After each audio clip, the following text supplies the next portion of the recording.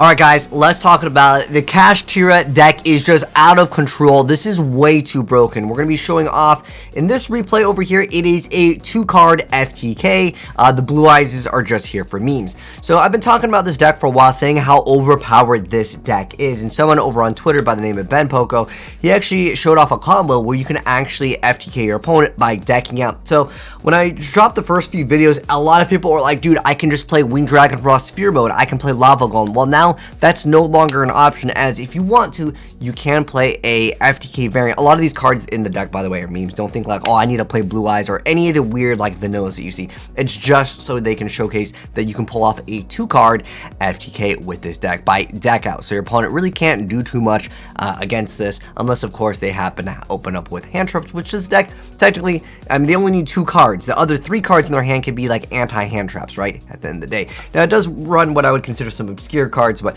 nonetheless, the fact that this already exists in the game is a sign where, you know, maybe people will be thinking twice about saying that this deck is just hype. Now, going further into this, I was talking about the Kashtiras and how good they are. Watch them going second, because a lot of the gameplay, I'll be honest, that I showed like the other day, and I was saying this deck is OP. I think we're now into like what pretty much going to be a tier 0 best deck, uncontested, with the exception of like, you know, you open up all 5 pieces of Exodia, or you happen to have so many hand traps that you can deal with it. Because I'm going to show the deck going second. I'm going to show it come back from basically very, very little, if like basically one hit would have OTK'd them gameplay. So let's go and check it out. And I've already covered like deck profiles of it. Most of them are relatively similar, but I want to show the deck going second up against like decks that have like, you know, established boards, and a couple like, you know, maybe disruptions and or negations, because this deck is definitely not just hype. It's definitely going to be super good, because a lot of these starter combos, it's just like 1 to 2 cards, and then you can pop off. Like this is just like the easiest 2-card combo that you're going to be able to just pop off. Just being able to add a Kashtira,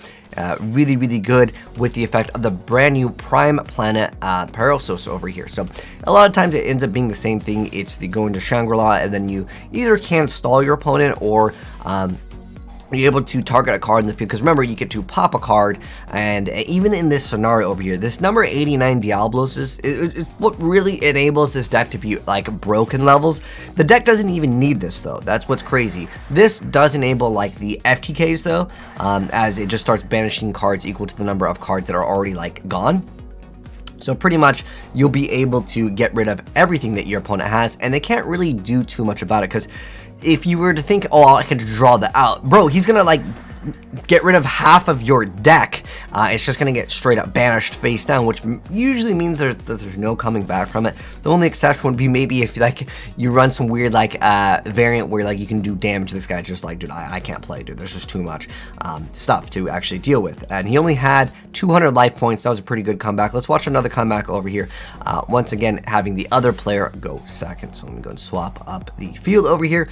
But yeah, I'll link the Twitter vid as well, just in case anyone wants. It's like I said, it's a little bit more obscure. There's probably going to be some people that do figure out other ways to FTK with the deck, because the whole goal is basically to start banishing cards from your opponent's deck face down, which could include other YuGiOh cards that like what is it, Desires. There's other YuGiOh cards where like you start banishing your own cards face down for maybe some sort of advantage.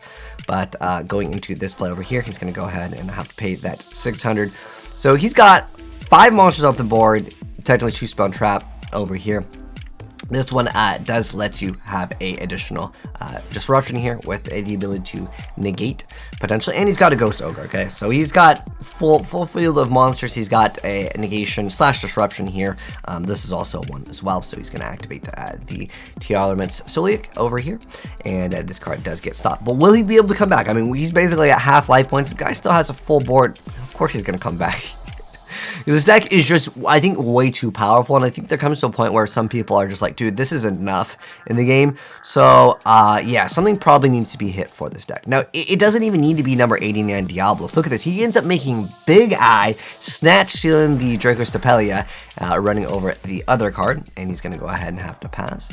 And he's going to go ahead and resummon the Masquerade, the Blazing Dragon. So how he's going to come back from this over here. So he's going to go and activate that effect, but he's going to go place that Predator counter on it, attack over the monster, And this card still has a decent amount of stats at the end of the day, so he's going to go ahead and activate Sacred Sword, go into the Rise Heart, go right into the Kashtira P.S, and this is going to let you target a Kashtira monster you control, and then you get to special summon another one from your deck. Like any archetype that lets you special summon from the deck. Remember, the other one's a 200 life point comeback. Now we are in the life points of 800 life points comeback. He even makes Dark Armed of Annihilation, which is kind of cool. It's, if you have 5 dark monsters exactly, you can bust out this card, detach it to a target card your opponent controls and destroy it, then banish 1 card from your graveyard. And this guy has to GG out over here because, well, he's got a bunch of cards banished, and he's just, this board is, I guess, just too powerful for him.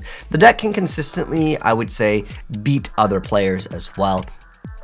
Going second. A lot of times I'm showing you guys the deck going second. The guy even has a Pointer of the Red Lotus, which it's almost like it reminds me kind of Trap Dash Shoot, because YuGiOh's gotten to the point where like a lot of these duels are determined by the very first turn, right? So having something like a Pointer of the Red Lotus would be normally pretty good. Like if you happen to have like a setup where you get to see what your opponent has, he gets rid of the card that lets him add whatever.